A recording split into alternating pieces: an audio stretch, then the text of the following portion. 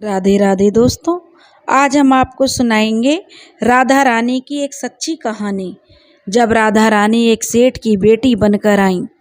अगर आपको हमारी कहानी पसंद आए तो प्लीज़ हमारे चैनल को लाइक करें, सब्सक्राइब करें और शेयर करें। एक बार की बात है, बरसाना गांव में एक सेठ रहता था जो बहुत ही धनी था।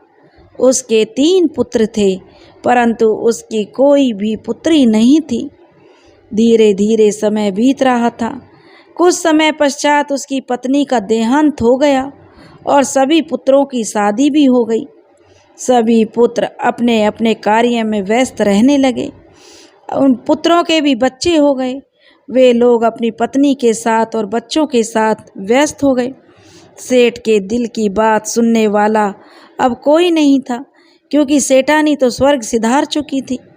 सेठ को शुरू से ही इस बात का बड़ा दुख था कि उसकी कोई पुत्री नहीं है। अगर कोई पुत्री होती तो वह उससे ज़रूर अपने मन की बातें करता, लेकिन अब उसकी पत्नी की मृत्यु के बाद उसको यह दुख और सताने लगा। वह इस बात को लेकर परेशान रहने लगा कि उसकी कोई पुत्री नहीं है। एक दिन महान पंडित उनके घर आए और उसे दुखी देखकर पंडित जी ने पूछा, सेठ जी क्या बात है, कोई परेशानी है क्या, तुम क्यों दुखी हो? तो सेठ जी ने अपना सारा दुख पंडित जी को बता दिया कि वह सारे जीवन उसकी कोई पुत्री नहीं है, इसी दुख में रहता है, यही उसके जीवन का अभाव है। उसने कहा, मेरे पास धन दौलत सब है, लेकिन मुझे एक पुत्री की चाह थी, लेकिन मेरे कोई पुत्री नहीं है। तो पंडित जी ने उसको कहा, लो जी, यह भी कोई परेशानी की बात है। तुम राधा रानी को अपनी बेटी मान लो। हमारे जीवन में जिस चीज़ की कमी होती है उसको भगवान ही तो पूरा कर सकते हैं। सेठ जी, परेशान होने से कुछ नहीं होगा। तुम राधा रानी को अपनी बेटी मानो और उसे अपने दिल की बात बताया करो, देखना तुम्हें यह अभाव कभी नहीं सताएगा। सेठ जी को पंडित जी की बात बहुत अच्छी लगी और वे अब ऐसा ही करने लगे।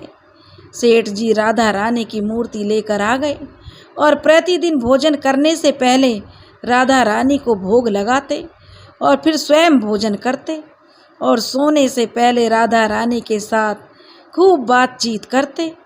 ऐसे ही करते करते दिल से वे राधा रानी को अपनी बेटी मानने लगे और यह भूल ही गए कि उनकी कोई बेटी नहीं है। उसने इस बात का आभास होने लगा कि उनकी तो सच में एक पुत्री है और वे बहुत ही दिल से उसे अपनी पुत्री मानने लगे। जब तक यह बात नहीं करते, राधा रानी से उनका भोजन, उन्हें अपने हाथों से भोजन नहीं खिला लेते, उनके मन को चैन नहीं मिलता। उसे जैसे पता नहीं क्या मिल गया हो। वे राधा रानी से बात करते तो उन्हें बड़ा सुकून मिलता। और एक दिन की बात है, एक दिन सेठ जी के घर पर एक चूड़ी बेचने वाली मनिहारन आई और वह उसकी बहुओं को चूड़ियाँ पहनाने आती थी। उस दिन भी वह चूड़ी बेचने घर पर आई थी। उसने सेठ के बेटे की तीनों बहुओं को चूड़ी पहनाई।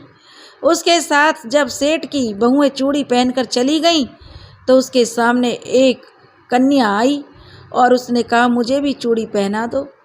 चूड़ी वाली ने सोचा शायद सेठ के घर पर कोई मेहमान आई है, तो उसने उसको चूड़ी पहना दी।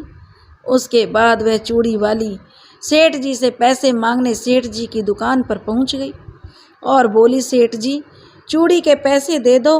और उसने पहले से अधिक पैसे मांगे।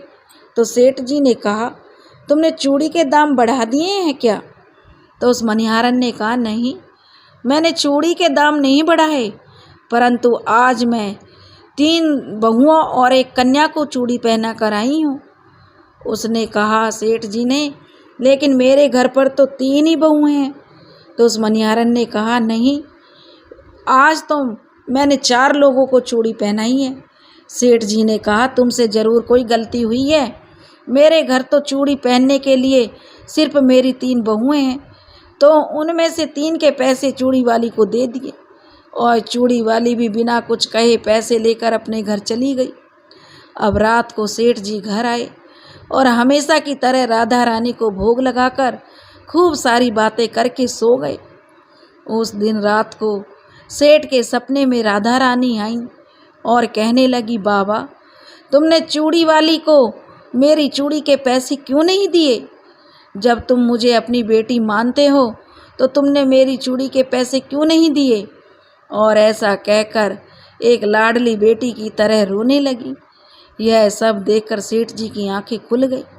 वह उठे और वह भी रोने लगे।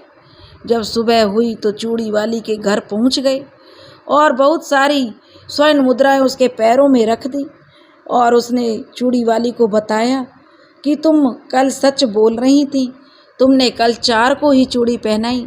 मैंने राधा रानी को अपनी बेटी माना है। हे मणिहारण, तुम तो बहुत भाग्यशाली हो जिसको राधा रानी के दर्शन हुए हैं। मैं इतने दिनों से उनके दर्शन को तड़प रहा हूँ और तुमने एक ही बार में उसके दर्शन कर लिए।